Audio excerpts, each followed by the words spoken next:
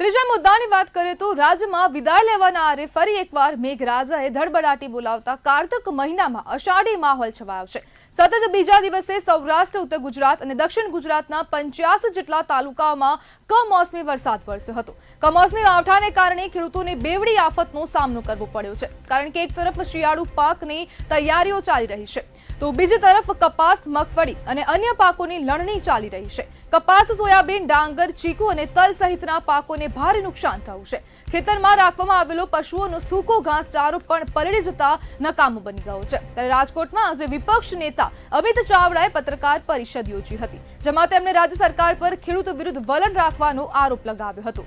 છેલ્લા 2 દિવસથી પડેલા માવઠા અને અતિવૃષ્ટિના કારણે રાજ્યના ખેડૂતો આર્થિક રીતે પાયમાલ થઈ રહ્યા છે, પરંતુ સરકાર સહાનુભૂતિ બતાવવાને બદલે નિષ્ક્રિય છે, તેમ ચાવડાએ આક્ષેપ કર્યો છે।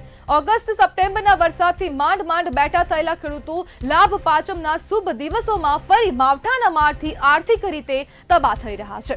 તો ખેડૂતોની આર્થિક હાલત પર અમિત ચાવડાનો સરકાર પર આક્ષેપ જોવા મળી રહ્યો છે। ત્યારે પત્રકાર પરિષદ પણ અમિત ચાવડા દ્વારા યોજવામાં આવી હતી। આપણી સાથે ખેડૂત આગેવાન મનસુખ સાકરિયા જોડાઈ ગયા છે। મનસુખભાઈ, ખેડૂતોને માવઠાનો માર શું કહેશો? સૌપ્રથમ તો મંતવ્ય ચેનલની તમામ ટીમને હું શુભકામનાઓ, શુભેચ્છાઓ પાઠવું છું, નવા વર્ષના રામ રામ કહું છું। આ સાથે તમે વર્તમાન સ્થિતિમાં જે છેલ્લા 3 દિવસથી ખેડૂતની પીડા છે, વેદના છે, એ આપે સારાઈ ગુજરાતમાં બતાવી, એ બદલ ફરી વખત પણ આપને હું શુભેચ્છાઓ આપું છું।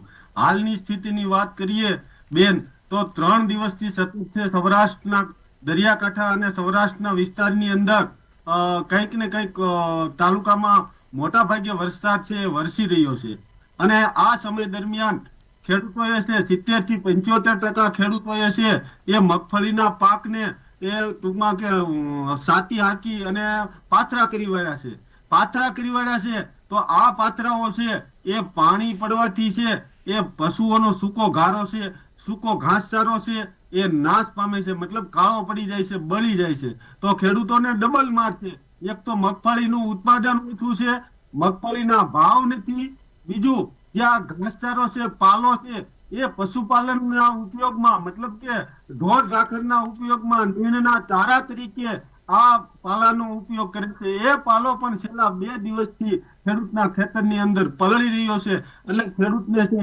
એ ડબલ માર પડ્યો છે, ભાવનો માર પડ્યો છે, ઘાસચારામાં પોતાનો પાકનો ખરાબ થયો એનો માર પડ્યો છે, અને ઉત્પાદન પણ દિવસે ને દિવસે ગયા વર્ષની સરખામણીમાં પણ મગફળીનું ઉત્પાદન ઓછું આવ્યું છે। તો આજે ખેડૂત આપત્તિ પીડાઈ રહ્યો છે। મનસુખભાઈ, શું ખરેખર સરકાર ખેડૂતો માટે નિષ્ક્રિય છે?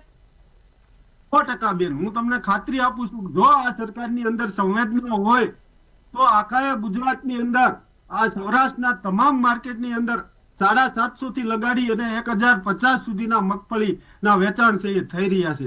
ગામડે બેઠા પણ 1050 માં 1000 રૂપિયામાં મગફળીના સોદા થાય છે। જો ખેડૂત પ્રત્યે આ સરકાર સંવેદનશીલ હોય તો આજના દિવસે લાભ પાંચમથી દર વખતની જેમ પણ ટેકાના ભાવે મગફળીની શરૂઆત કરવી જોઈએ। આજે ખેડૂતને છે બેન એ શિયાળુ પાકનું વાવેતર કરવું છે। આજ તમે 10 વીઘા જમીન હોય તો એમાં તમારે શિયાળુ પાકનું બેન વાવેતર કરવું હોય તો અત્યારે જીરું લ્યો તો તમે 500 થી 700 રૂપિયાનું કિલો જીરું છે, એની પાછળ ખેડ, ખાતર, દવા, બિયારણ એ બધું જ મોંઘું દિવસે ને દિવસે થતું જાય છે। 10 વીઘાના વાવેતરમાં ખેડૂતને 20 થી 25 થી 30 હજાર રૂપિયાનો છે એ ખર્ચો લાગે છે।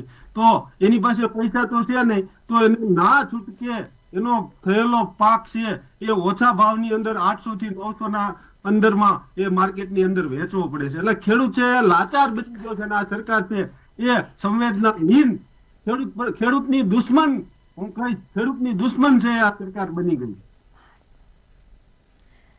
જી બિલકુલ મનસુખભાઈ, જોડાવા બદલ આપનો આભાર।